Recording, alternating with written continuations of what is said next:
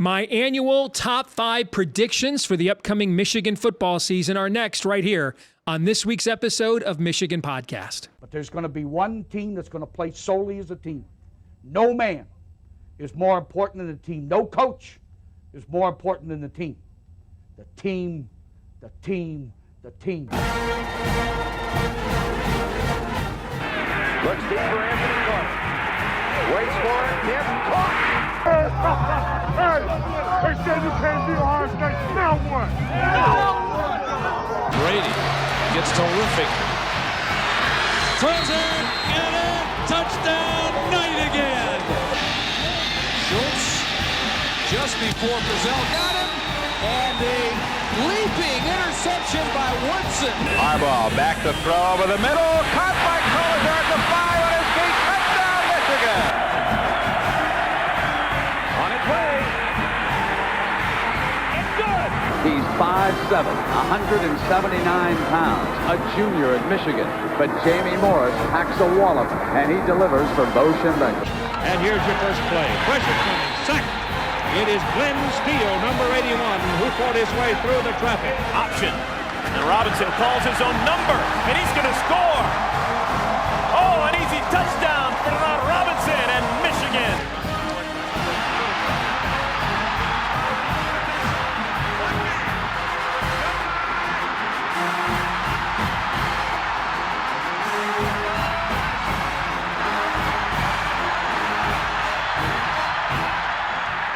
We're going to win it. We're going to win the championship again because we're going to play as a team. And when we play as a team and the old season is over, you and I know it's going to be Michigan again. Michigan.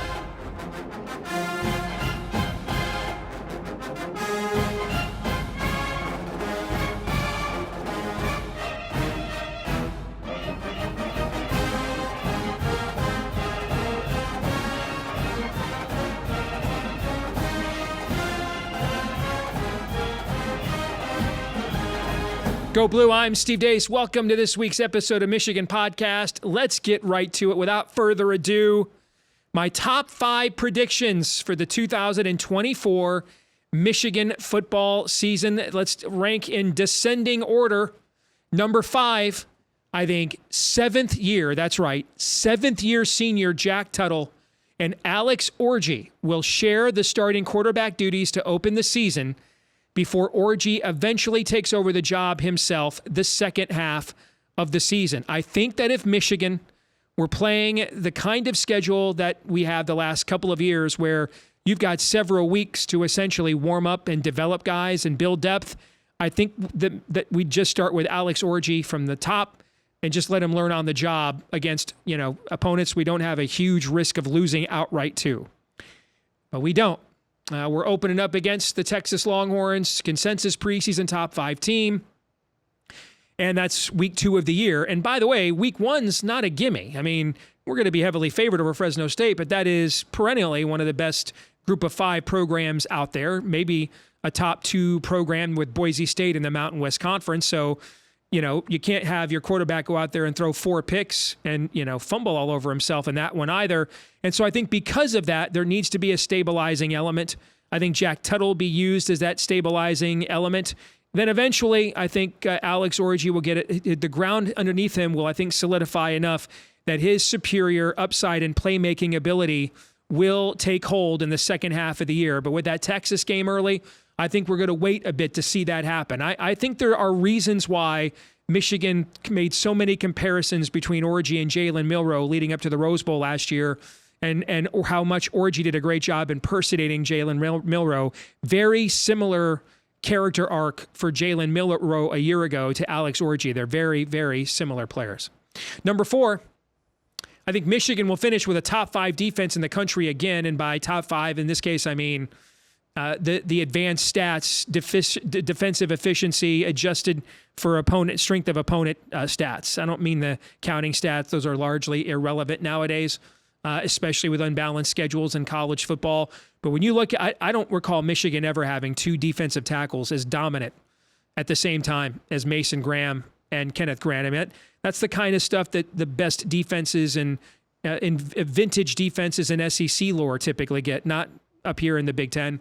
I think it's quite possible Michigan will have the first defensive tackle picked in Mason Graham or Kenneth Grant, the first linebacker picked in the draft in Jayshon Barham, the first corner picked in the draft in Will Johnson. I think they're absolutely loaded in terms of top-line talent on defense. It's not as deep as it was a year ago, but I'm not sure we'll ever see another Michigan team again as deep as we were a year ago with both COVID extra eligibility and the way we developed. That was a unique circumstance. We are loaded on that side of the ball. Number 3, I think Donovan Edwards is going to be the Big Ten's top Heisman vote getter. I think he's going to have a monster year. And unlike a Travion Henderson, there's no Quinshon Judkins to share carries with. There's no Blake Corum to make a way for. Now, this is Michigan. We're going to run the ball a lot. We're going to have a deep stable of backs. You're going to see Khalil Mullings, and you're going to see Benjamin Hall. You're going to see Jordan Marshall, Mr. Ohio football, coming in. You're going to see, hopefully, Cole Cabana, the Michigan native speedster who was injured much of last year. But I think Edwards will be the bell cow. Now, his definition of bell cow will be a little bit different.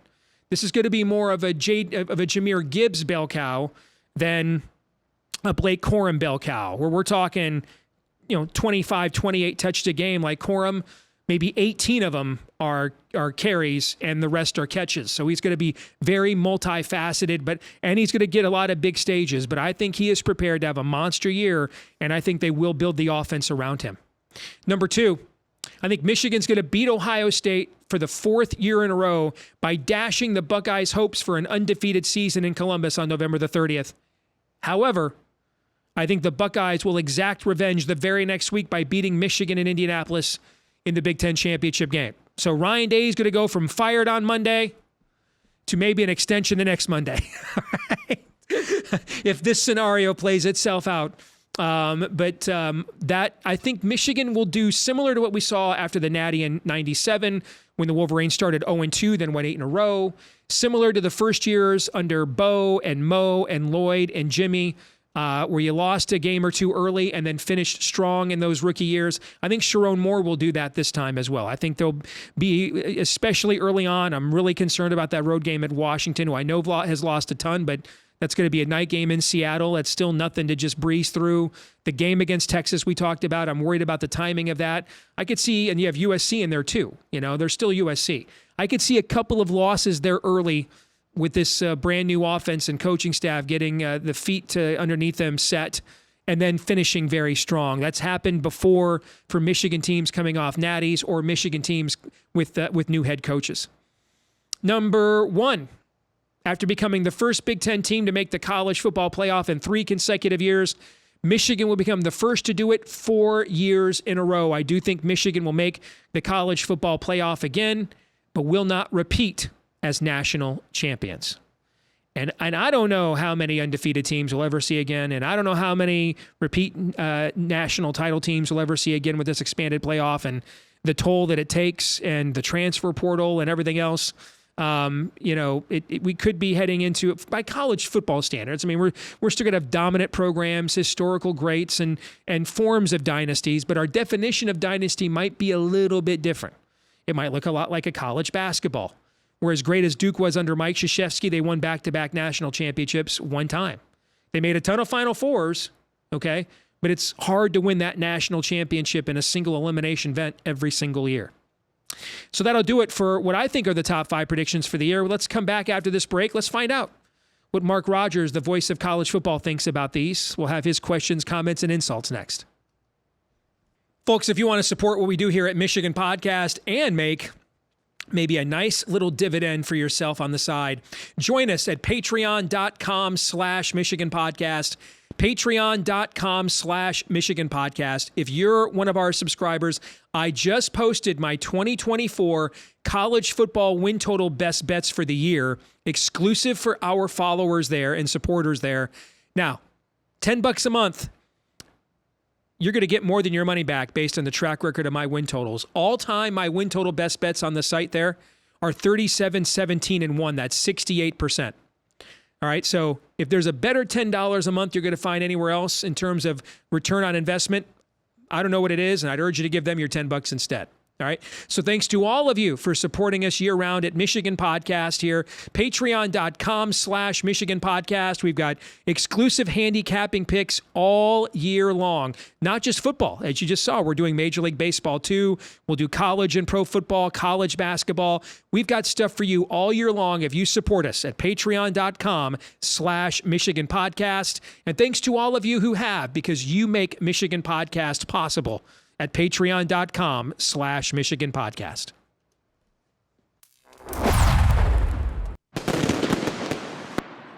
Well, let's get an alternative viewpoint from our good friend and one of the world's few remaining sane bucknuts. Although, if you've been following Mark on X over the last few years, the sanity with every Michigan win is slowly but surely creeping away. We will try to bring him back into the light. Welcome back to the show here, Mark Rogers. You can check out his channel, The Voice of College Football. A lot of great information, particularly this time of year, if you want to take a look at win total markets. Wink. Mark, good to see you, brother. How are you? Well, Steve, it's my role just to remind people of recent history and all-time history and to just inform. That's all I do. I just inform and enlighten. Yep, that's clearly what you've been doing, informing and enlightening for sure. All right. So I have laid out my perennial top 5 predictions for the upcoming Michigan football season. Take it away. You get a chance to, questions, comments, insults, all up to you, my friend. All of the above. Here we go. So you've got at number 5. I would like to know, with your scenario of there being a quarterback competition and then Alex Orji eventually winning, why is Davis Warren no longer an option? So I understand from certain people that I trust and respect that Davis Warren is a better athlete than many people would know. Also, in the spring game, he appeared to be at least as capable, if not a better passer than Jack Tuttle. And here's my deal with Jack Tuttle. Jack Tuttle had, though brief, trials with Indiana. They were repeated. They were over and over and over. And I know it's Indiana, and I know he's going to have such a better supporting cast at Michigan. However, there are guys walking around like Brendan Sorsby and Peyton Ramsey that put up much better numbers than Jack Tuttle with pretty impressive TD to pick ratios. And Jack Tuttle was pretty much a one-to-one guy, touchdowns to interceptions at Indiana. So I'm not necessarily seeing where Jack Tuttle is proven to be worthy of his previous 4-star status. And of course, there's also the complication of a team coming to Ann Arbor by the name of Texas. So you can't hold that cake schedule audition between J.J. McCarthy and Cade McNamara. So I'm just wondering why Davis Warren is not one of your options. Well, Davis Warren's played well in the spring before, did it a couple of years ago. And then in game action, it just was not there. Now, he was, I agree, he was the best quarterback in the spring. Jack Tuttle did not play in the spring. But Tuttle was the backup quarterback to J.J. McCarthy and played quite a bit last year. I want to make sure I make this very clear. I'm not saying this is actually an optimum situation or even a good one. I'm just making a prediction of what I think the situation will be. And I think that if we were starting with the schedule we had last year, I think Alex Orji would be the starter from the very beginning. I think it is because of that game against Texas, the caliber of defense that you are returning. Texas is returning a lot on offense, too. They lost like their top 5 pass catchers. Their number 1 tailback, who got hurt at the end of last year, is off to the NFL draft. So Texas is replacing quite a bit, too. People seemingly kind of forget that. We lost 13 guys the NFL draft. They lost 10, So I think that game is looking like similar to the Alabama-Texas game a couple of years ago in Austin. I think that's a game that Michigan thinks to win it. It's got to be like 21-17, 24-21, and it's going to be really about not giving Texas short fields, make Quinn Ewers throw deep balls, which have not been his strength as a college quarterback thus far. That's why he's back in college again and not in the NFL.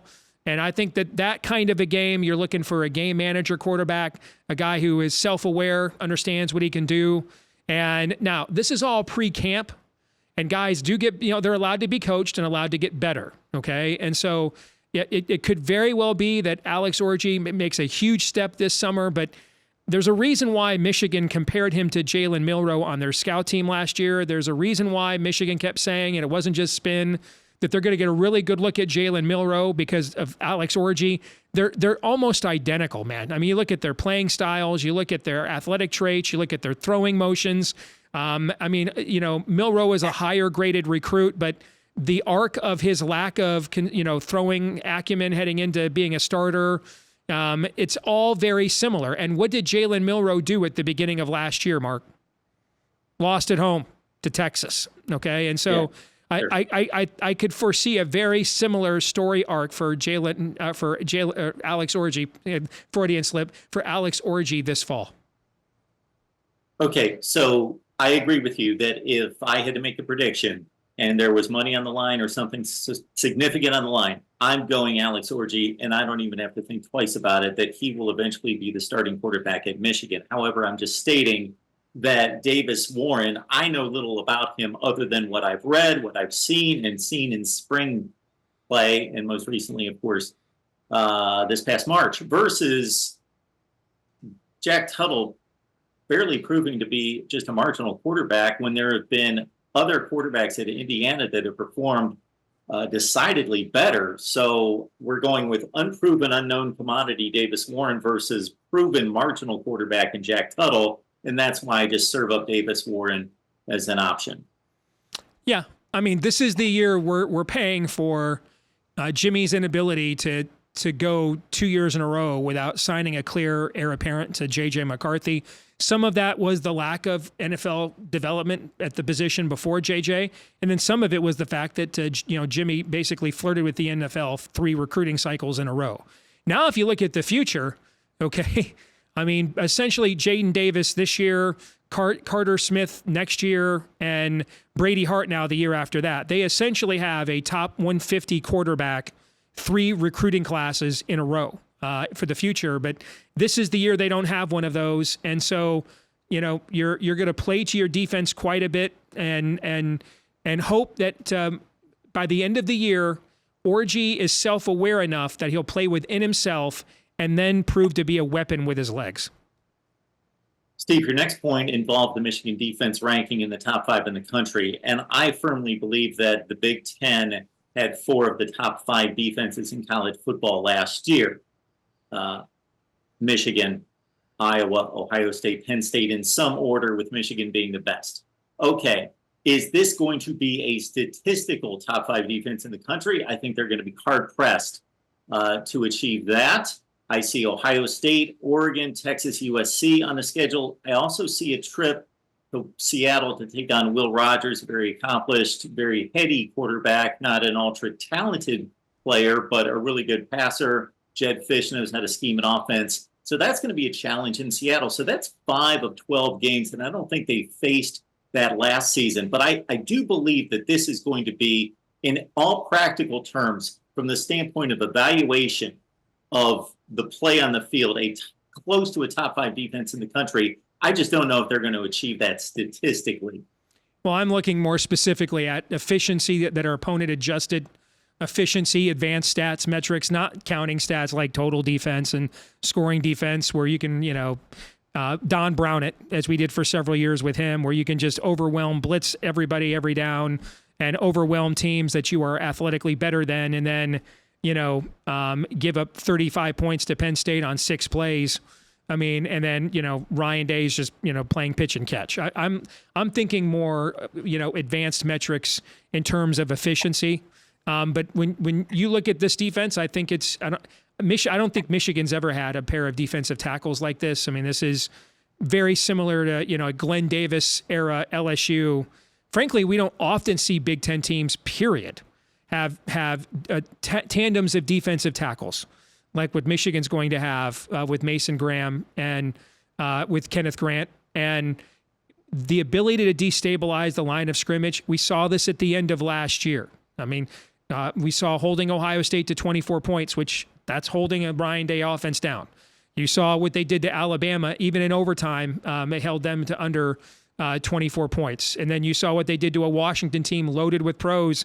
They held them to 17 points. And the entire defensive front that stopped Alabama in overtime is all back this year So they won't be 9 deep. I mean, they were even more than 9 deep last year. I mean, the depth this team had a year ago, the combination of development and COVID extra eligibility is just a really unique circumstance, all right? And so Mason Graham, like I saw one preseason magazine, didn't even have Kenneth Grant, a top 10 defensive tackle. That's insane to me. And that just tells you that they're just looking at stats. And our guys didn't play a lot last year, Mark, because they got shuttled in and out so often. So these guys are going to put up some numbers now this year. And that's why I say that these were 4 of the best defenses in the country. And at the end of the regular season, I didn't know who had the best defense. But Michigan, once they went to the playoffs and performed like that against that Alabama talent and against that Washington passing game, yes, clearly, I thought Penn State had the most athletic defense. Michigan, the best. And I think we're mixing up LSU big men. You're going basketball, football on us. Did I go Glenn Davis basketball? David Davis, Glenn Dorsey. The Glenn Dorsey, thank you. Yes, appreciate that. Thank you. Yep. I thought your next point, Steve, was fascinating about Donovan Edwards in terms of his Big Ten status and Heisman race. So to look at his competition within the Big Ten, you got the 2 great running backs at Ohio State, Travion Henderson and Quinshon Judkins. Who will cancel each other out. Cancel each other out. Yeah. That would be the... Might be great for team success, but they will cancel each other out from a Heisman, unless one of them gets hurt. And I'm not going to forecast an injury, obviously. That's morbid. I'm not going to do that. But unless one of them gets hurt, they will cancel each other out from a Heisman perspective. Yeah, so statistically, from the standpoint of just sharing duties, but also in terms of Ryan Day has been very upfront about saying, wink, wink, nod, nod, we're going to kill a bunch of teams. They're not going to play in the fourth quarter. Right. We're going to spare them, both of them, because we want to play 16 or 17 football games this year. This is going to get a chuckle out of your comment section. Drew Aller, I'm not going to be surprised if he has a bounce back season and plays much better. Neither do I. Big time recruit, has a very good offensive coordinator coming in. You're missing an obvious guy. It's Dylan Gabriel. Well, I'm not missing anyone, Okay. Steve. We're still going through the list here. Okay. Yes, Dylan Gabriel's the most obvious one because look at Bo Nix's numbers the last 2 years. Agreed. Now, Dylan Gabriel is another version? guy that historically has a hard time staying healthy. But yeah, I agree. I mean, I think Dylan Gabriel is easily the first team all Big Ten quarterback. And a little tease from my upcoming college football preview I'm working on right now. I think Donovan Edwards and Dylan Gabriel will both be Heisman Trophy finalists at the end of the year. And again, Bo Nix's numbers the last 2 years have been just otherworldly. And let's also not forget that Lincoln Riley produces Heisman Trophy winning quarterbacks, and he's got a different one in terms of style of play than the other guys who could move around and dodge defenders in the backfield. Miller Moss is very much a drop, look, read, throw it, get the ball out of his hands, but still Lincoln Riley's, despite many disclaimers we could put on his overall coaching performance from an offensive pass standpoint, Miller Moss is in good hands. And let's question Donovan Edwards to a certain extent. He's been Jekyll and Hyde all over the place. Yes, he's remarkable at times, but I also question just this stock market up and down fluctuation of his performances, but also that they've got Benjamin Hall, Khalil Mullings, they got the freshman coming in, Jordan Marshall. So his reps may be compromised as well. To some degree, but I go back to 2 years ago.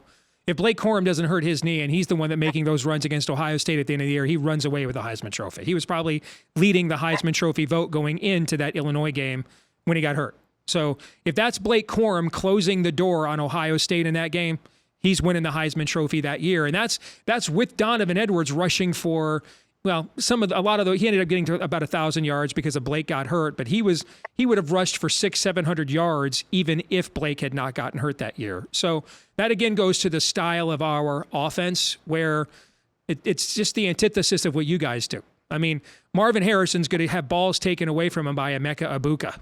You know, Jackson Smith and Jigma is going to have balls taken away from him by Emeka Egbuka, Marvin Harrison, and just the litany of guys you guys have. Marvin Harrison's also going to get his. And I think that from what I've seen and heard about him over the offseason, and he's going to captain the offense. He's the one true senior leader on the offense.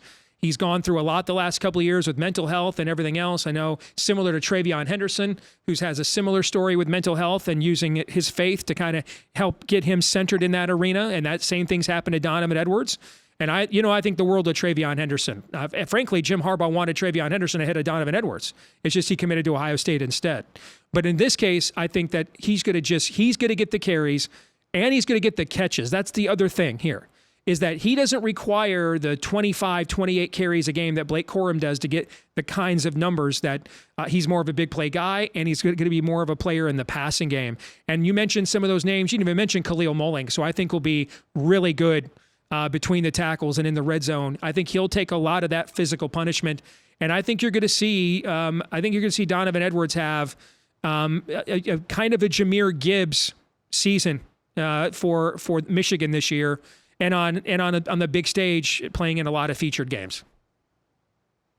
And so then we go to Michigan defeats Ohio State, but loses the Big Ten championship game. So the numbers of scenarios that could play out with this 12-team playoff now is just exponentially higher than what it was with the 14 playoff. So there's all sorts of scenarios we could go through. So the first assumption I make with your prediction would be that Michigan is going to defeat Oregon.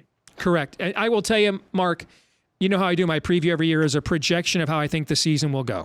Okay. I had to do something this year I've never done before. I had to actually just manufacture an outcome, okay, in several cases, because I don't know what the frickin' tiebreakers in all these leagues are going to be. They haven't announced them yet. All right, we have no divisions. We have one power conference that has told us their tiebreakers, the ACC. To determine who was going to be my two teams in the ACC championship game in my projections, I had to go to the fourth tiebreaker. Big 12, we don't know. The Big 10, we don't know. And the SEC, we don't yet know what the tiebreakers are. And so I eventually just had to make a decision, so I've got because in all these leagues, I had 2 or 3 teams tying for a spot in the championship game. And so who gets in? I don't know. I don't know what the tiebreakers are going to be. Okay. I went and looked at the Big Ten, what I guessed it would be. I guessed it after head to head, of course. I guessed it would be record against common opponents. So I did that, okay, when I had a tie between Michigan, Ohio State, or Michigan, Penn State, and Oregon. I did that, and they had all the exact same win percentage against the similar opponents. Okay, well, then I looked at overall Big Ten opponents. What do you think happened? Same exact thing happened, okay? And so I don't know what these tiebreakers are going to be. So I just switched a result, played Homer, and I had Michigan beating Oregon so that I could actually come up with who the other team in the Big Ten was going to be. Had to do this in the Big 12. I have no idea what the tiebreaker scenario is going to be. I have a 3-team finish there between Oklahoma State, Iowa State, and Utah, and they all don't. Oklahoma State beats Utah in my scenario. Utah beats Iowa State. Iowa State doesn't play Oklahoma. I don't know what happens. So I just kind of played Homer and picked Iowa State. All right, I don't think people understand what the end of November is going to be like year in and year out, with these leagues not having divisions and all these unbalanced schedules, and what these tiebreakers are going to look like. You know what I mean? It really is a convoluted thing. And you'll notice, by the way, Athlon's Preview does the same thing with their magazine every year. It's a projection of the end of the year. You'll notice this year there's something different that has not been the case the last few years. They don't tell you what the projected records of the teams are in Athlon's this year. They didn't do that. Every other year they've done that so that you could do the math to show how they ended up where they're at. I'll tell you why. I don't have to even ask Steve Lassen and Barrett, or it's not Barrett, Salee. I can't remember the other guy's name. I don't have to even ask them why they didn't do that, because who the hell knows what the tiebreakers are? So let's just eyeball it and pick the best teams, and that's what they did. Hopefully the Big Ten has learned from a situation that was anticipated by both of us and others over the last couple of years, but never came to fruition. And that was the situation in the Big Ten Eastern Division, when 3 teams are so much clearly better than not just everyone in the division, but everyone in the entire conference, that they're going to win against everybody else. And so all the tiebreakers, you just check them off, Yeah. because they're all exactly the same. And you come down to some crazy like point differential or coin flip. So hopefully they are a little bit more, not that it's as likely as it would have been with those 3 playing in the same division, but there's still a possibility there with the 3 that we're talking about dominating everyone else in the conference. I mean, I also think from a narrative standpoint, the other reason I picked Michigan to win that game is I do think we will start off slow. We did this and finished strongly. This happened the first year under Harbaugh. This happened the first year under Lloyd Carr. This happened the first year under Gary Moeller. Okay. And this happened in Bo Schembechler's first year. All those same scenarios. This happened the year after we won our last Natty in 97. We started 0-2 and then won 8 in a row, ended up sharing the Big Ten championship. So in my scenario, I have Michigan losing to Texas early in the year and then losing the first road game at Washington. All right. And starting off slow, losing those 2 games and then rebound. I would much rather play Oregon at home in November with a more experienced offense than, Texas in the heat in September. That's their native habitat. And it's 11 a.m., not at night. I think there's a lot of intangibles that favor Texas in the timing of that matchup. So we could fall into another scenario here that we're going to run into more often than what we've seen in the past. And if your scenario plays out and Ohio State, let's say, beats Oregon and is undefeated, then Michigan needs to win that game against Ohio State. Ohio State does not need to win that game. As crazy as that sounds to us diehards thinking, I know. Well, Ohio State's just going to sleepwalk in this game because they've already got a spot in the Big Ten championship game. I know. Again, these are things that I don't think a lot of fans have considered that probably won't take root right away, what you just said, but 20 years from now, coaches are going to think like that because that's how they think in college basketball, Because in the NFL. And the NFL, yeah, because that's a postseason driven sport, and that's what college football now is. You bet. For people that love the years and years and years of watching Major League Baseball as we did, where some of us wanted just the DH. I want to see the DH. I want to see capable hitters across the board. And others said, I want the purity of the pitcher. The pitcher is a baseball player. He should be able to hit. But some of us, like me, liked the diversity of, okay, I get to watch the DH, get to watch the aging sluggers, but I also get to watch the pitcher try to hit. And it's kind of fun and quirky. In this scenario, we get the NFL where we get to run into that final weekend. And I love this, Steve, when okay, San Francisco, they've got to win, but if they lose and then if they win, but you know how it's going to play out and you know what the tiebreakers are. Yeah, because there are objective criteria to make the playoffs in those leagues. Yes, now we actually have a playoff now. I would argue we've not had a playoff the last 10 years. We've had an invitational. Now there is a playoff. There is something you can do to automatically qualify, win your conference, okay, in a major league.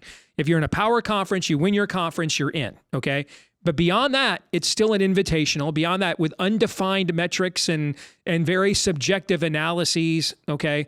And so we're going to set a bunch of precedents in real time starting this year. So the contrast I'm making, though, Steve, is that for some of us, much like the DH and the pitcher that want to see a little bit of both, on Sunday with the final weekend, you get the exact, if this happens, this happens, this happens, I know what's going to happen, and I can just pencil that in. It's just going to be fun watching it all play out, but I know what the decision is because it's right in the criteria versus the, okay, this is what could happen, but we don't know what they're going to decide based on if these things happen. We've got an idea, but it's still subjective in regards to the decisions made by the committee. So you get the best of both worlds, possibly, if you like a little flavor in both directions. And then finally, Steve, of course, your final point was that Michigan makes the playoff and then does not win a national championship. I think that Georgia's got the best roster. I looked at 8 different services that all say that Carson Beck is the best quarterback in college football, but I think it's a weak quarterback class. I don't think he's a dynamic, game-changing kind of guy, but he's a tremendous player. There's no question. But I think Ohio State is the best top-end talent, like the best 15 or 20 players. If we lined them all up among schools, I think Ohio State. I actually agree with that analysis. I do. The problem I have with Ohio State against Georgia is I think Georgia has the better offensive line, the better coach, and the better quarterback. Yes. And they do. And I'm not so sure that I don't think Ohio State's better than them everywhere else, frankly. Okay, but you and I are roughly the same age, growing up in this part of the country. It's like sacrilegious to make it look like you can be worse than the other team at coach, quarterback, and offensive line and beat them. It just it can happen. Sure, it's a one and done. It can occur, okay? But if you're asking me to make a bet here in June, okay, I'm probably going to take the team I think has the better coach, quarterback, and offensive line, okay? And but we're also not dealing with huge margins here either. I think that maybe the biggest margin is Carson Beck to Will Howard, but even that, I agree with you. I think Carson Beck is being considered a first-round draft pick right now because it is an anemic quarterback class. I think he clearly would have been the 6th quarterback picked in last year's class, for example. Yeah, and under the evaluation you just made about coach, quarterback, and offensive line versus the superior team from a talent perspective, and then you are banking on a super hero type of effort from an edge rusher, a cornerback, somebody else that has to take their position, their role, and go get the football and take it out of somebody's hands to turn the game around, most likely. Good stuff. All right, anything else? I think that should do it. Again, it was fascinating to go through these scenarios, Steve. You always look beyond what most people are capable of. And either turn out to be really, really right or really, really wrong. That's all right. the chance you take. It is, indeed. All right, that's why there's comment sections. All right, thank you, Mark. Good to see you, brother. Thank you so much, Steve. I appreciate it. Take care. All right, this week's Twitter poll results. We asked you, Michigan football's 2024 season win total is 9.5. Are you taking the over or the under? This is pretty split, and it should be because that number's like perfect. The over, 64% of you are taking the over. 36% of you are taking the under. I would be a pass. Because I think it's right. I think it's 50-50 that it's a 9 or 10 win year. I think Michigan's win total is one of the most perfect that the market has set, I think, this year, which is why I wouldn't play it. That brings us to our feedback of the week. Jason Campbell says, I do think it's fair given the uncertainty of quarterback, all the new coaches and the tough schedule, but I still think we win 9 to 10 games. I agree. I think it is very possible, as I've said all offseason, that Michigan has the first defensive tackle, the first linebacker, the first cornerback, the first tight end, and the first running back picked in next year's NFL draft. Wouldn't be nuts at all. So the question is there a quarterback on the roster that can convert 3rd and 6? That's the question. If there is, or eventually there becomes one, then I think Michigan is playing for a for a 4th straight Big Ten championship. If not, then I think Michigan ends up having to fight, scratch, and claw to be one of the last 1 or 2 at-large teams invited to the college football playoff. All right, that's going to do it for this week's episode. Thanks to all of you for tuning in. Please make sure to like, rate, subscribe, 5-star review, follow if you're listening on iTunes, like, rate, subscribe, comment if you're watching on YouTube. Please help us to find more Michigan fans just like you. And thanks to all of you that have done that for us already. We love the comments as well. Keep those coming too. Don't forget to follow us on Twitter in between episodes at Michigan Podcast, or X now. I keep forgetting that. At Michigan Podcast on X. And until the next time, we enjoy having you guys with us. The season approacheth. Stay tuned right here on Michigan Podcast. I'm Steve Descopolo.